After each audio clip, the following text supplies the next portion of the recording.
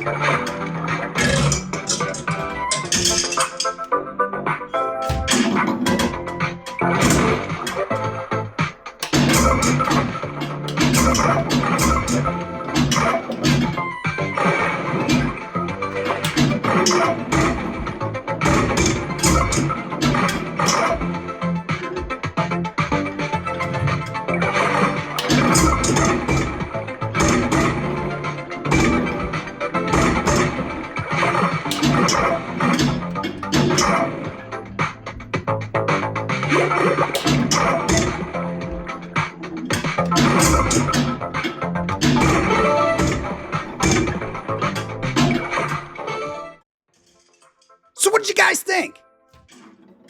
I think both versions play extremely well. The gameplay itself for an EM table is very enjoyable. Generally, I don't like these. I found this one to be a pretty decent blend of the old and the new. There's certainly plenty to do as far as the rules and objectives are concerned, and you guys know that I'm really not that kind of guy. While I feel like the upper playfield has been overdone when it comes to these Magic Pixel tables, this one's actually pretty enjoyable. The Steam version certainly plays a bit faster, and because of that, in some ways, it feels a little bit more rubbery, especially around those outlanes. Comparing the look of the two, the ALP 4K version is certainly more vibrant and bright. It just looks more natural to me. There are some differences between the two versions. You'll notice that we have that back panel on the 4K, which gives it a little bit more depth versus how it looks on Steam. They could have done a little bit of a better job on the rails on the 4K version. I mean, look at how janky they look on the 4K versus how smooth they look in Steam. Initially, I thought maybe it might be my camera that's making it look that way. I didn't remember seeing it when I was playing. That's something I usually pick off straight away. So I went back and I looked at the table, which confirmed it wasn't the camera. What we're seeing here is a clear and accurate representation of what we're seeing on the actual table. I really don't know what they were thinking here. This is something that they should have tightened up before sending it out the door. I also found a bug on the 4K version in the upper playfield. As I was batting the ball around a little bit, I hit one of the drop downs and then the ball flew up and underneath the panel. At first I was kind of like, what the fuck just happened? It kind of took a minute to register. I mean, at the end of the day, it was easily remedied. All I had to do was reset the ball. Just understand that this could happen and it may take you out of the game. Next up is the difference between the back glasses. More importantly, the DMD. I'm sorry about the angle here. My thought was I was going to put these to the left and to the right of the playfields here, but they were just too small and it really didn't work out. Anyway, the DMT certainly could have been a little bit nicer. Maybe have a little bit of animation or something. Maybe I'm missing the point of the EM table. I don't know. Either way, it feels like they could have done just a little bit more. The last thing I want to talk about is the AI slop, if you would. I mean, look at this dude's hand. The fingers are kind of going backwards. They're all wide and kind of contorted all wrong. You guys need to fix that. I'm gonna have nightmares just knowing that that exists. And then there's this. Look, I know it's not part of the gameplay, it's just the ad, but take a look at the lady in the ad. Specifically her hand. It's gross. It looks like a friggin' face hugger from Alien. And don't even get me started about the game they're playing in the middle of the table. It's the oddest game of volleyball I think I've ever seen. So the big question that everybody usually asks is, should I buy it? Again, that's not a question I'm here to answer. That's up to you. In my opinion, this one's pretty solid and I'm happy I picked it up. As for the preferred version, even though it's higher priced, I'm gonna gravitate more to the 4K version than I am Steam's. So what did you guys think?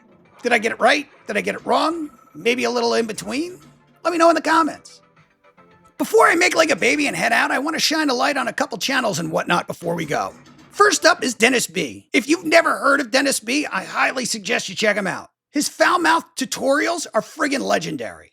They will leave you in stitches. His honest, no BS take on new releases are very refreshing and worth the watch. His knowledge on some of these tables is second to none. Don't take my word for it. Check him out and find out for yourself. Next up is Pinball Wizard 2023. Are you interested in VPX Standalone? Do you want to know more about it? Are you interested in knowing about some of the inner workings and how the tables are being tweaked for VPXS? If you do, then Pinball Wizard 2023 is your dude. Recently, PW started a VPX Standalone Spotlight series that covers a lot of the new tables and gives you some background on how well they're running on Standalone. The best part is, now that he's hit the 50 subscriber mark, be on the lookout for VPX Standalone live streams. Now, I have one question for you. Do you like friendly competition? Do you like the idea of competing on a new table every day? Then I highly suggest you check out RTX's Daily Grind. The games can be played on any platform, but they must be available in the AtGames ecosystem. The tournament runs from 10 a.m. to 11 p.m. Eastern daily. At 11 p.m., the winner is crowned and they get to pick the new game for the next day. How friggin' cool is that?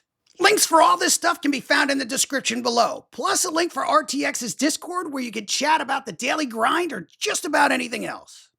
Well, that's it for this one, folks. If you're watching on your phone, if you wouldn't mind, please give me a swipe and a hype. If you liked the video, please give me a thumbs up and subscribe. If you didn't like the video, give me a thumbs down. Please let me know why. Subscribe and give me another shot. If there's anything you'd like to see me cover, please let me know. If there's anything you'd like me to change or think I could do better again, please let me know.